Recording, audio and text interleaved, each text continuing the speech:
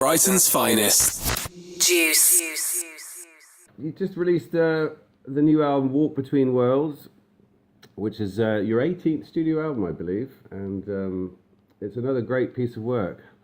I really thoroughly enjoyed listening to it. So, good work. Delighted to hear that. So tell me a bit about, this is your first album since 2014, and can you tell me a little bit about how you approached this particular album? Was there any difference in the way you approached how you worked this album?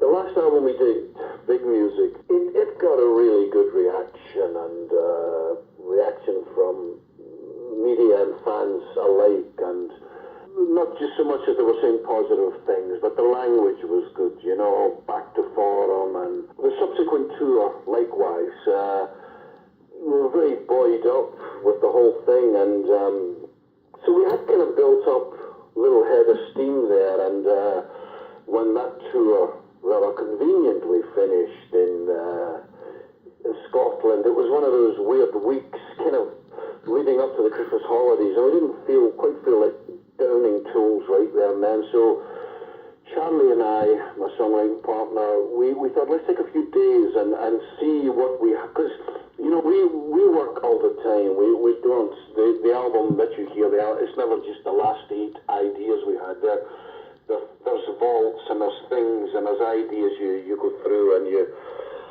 value them, and you some of them you think, yeah, that's the kind of direction we should be on, or that's a good song, but not for now, that kind of thing. Anyway, we took a few days to see what we had, starting to think about what became Walk Between Worlds, and we were really excited from the first couple of days. We identified some ideas that were given as a sort of direction leading on from Big Music, but knowing we knew that once we started to work on them, as all albums do, halfway through they then find their own direction, because although albums, I mean, you look at 18, you know, we sort of see them as these things carved in stone, that's a big block, and that's a big block of songs. They're not really, it's all the one story, and it's always flowing, and so we thought we would flow from Big Music into what became Walk Between Worlds, knowing it would find its own way, and certainly on the second half of the record, using the orchestras and using the orchestrations and all that was very much individual to this one.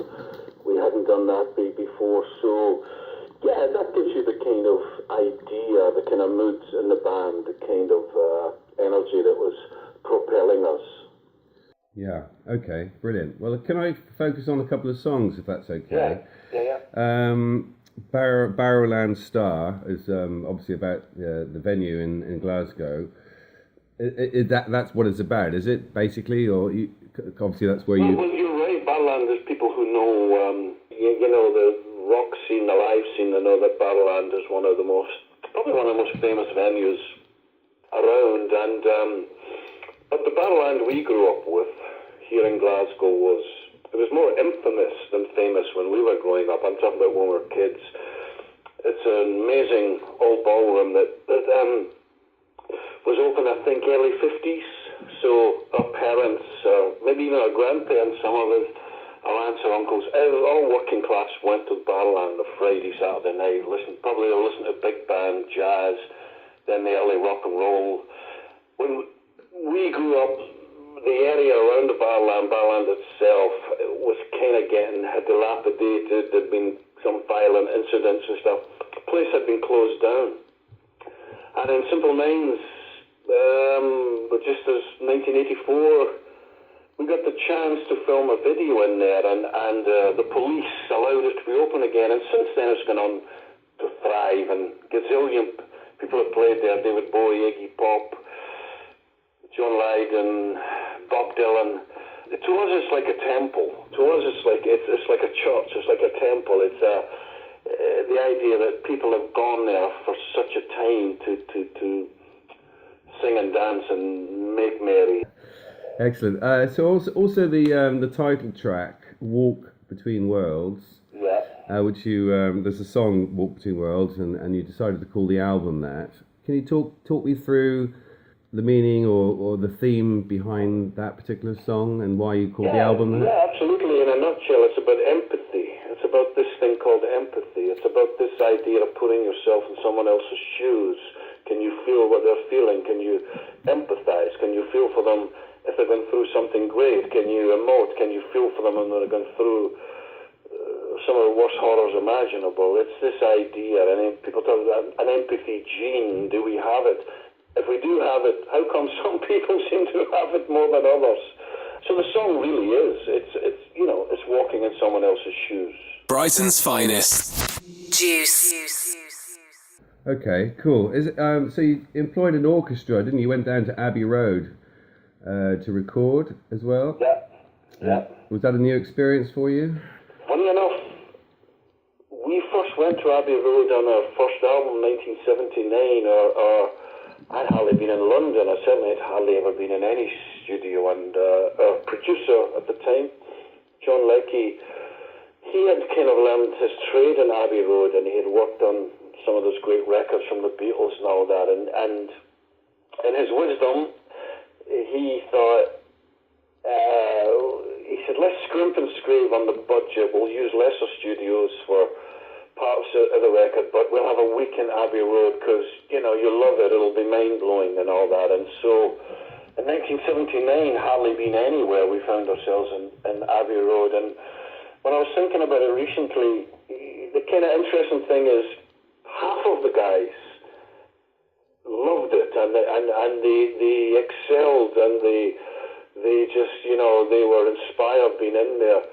The other half, of which I was one, strangely enough, I kind of shrunk. I was absolutely overwhelmed. I thought, the Beatles have been here, who needs us? You're looking around, just, these iconic equipment, that thing. It was a bit like, then to me, got into work every day that week in 1979. It felt like I was getting for an exam. It was lovely to go back last year and obviously much more experienced and just enjoy it as the great place that it is in terms of musical history and to see all those amazing classical musicians. Yeah. Okay, great stuff. Also, just wanted to ask about the track "Dirty Old Town" because that's part of the deluxe edition, isn't it, of the new album? Yeah. That's a live recording, I believe, and it's an old Ewan MacColl song, an old folk classic, basically. Why did you? Is that something that's been part of your set for a while, and why did you want to cover that song? Charlie and I love it. I don't think we've ever played it live.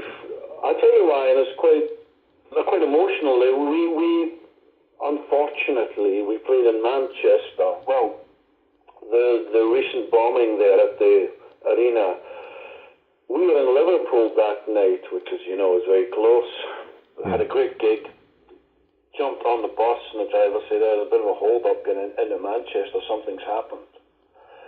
And we found ourselves entering Manchester a couple of hours after that tragedy had taken place, and no one knew what was going to happen, but we got up the next day and we didn't know if the gig was on, and we didn't know if we should play. You don't know the protocol, but the first thing was to see if the gig was on, and the promoters came back and said, yep, the city wants to move ahead, so it's up to you, no obligation. Some of the audience might not, half the audience might not come. No one really knows what it is, and anyway, we asked our crew, we asked the musicians, to a person, everyone said, yeah, we want to play, because this is how we deal with everything. We just play. We've played through our own personal tragedies on the same night. So we played that night, and it was a great night. As you can imagine, it wasn't an ordinary night, but it was a great night nevertheless. And at the end, we thought, let's do something for Manchester. Let's play something. At the sound check, rather, we said, let's play this Ewan MacColl song that he had written for Manchester, and was one of our favourite songs. And so we did it a couple of times at the sound check, and obviously we did it at the gig. The recording you hear is through our desk, and really Sarah Brown, the singer, she makes it. I mean, she sounds like Mahalia Jackson on that. I mean, it's just amazing. Brighton's finest. Juice.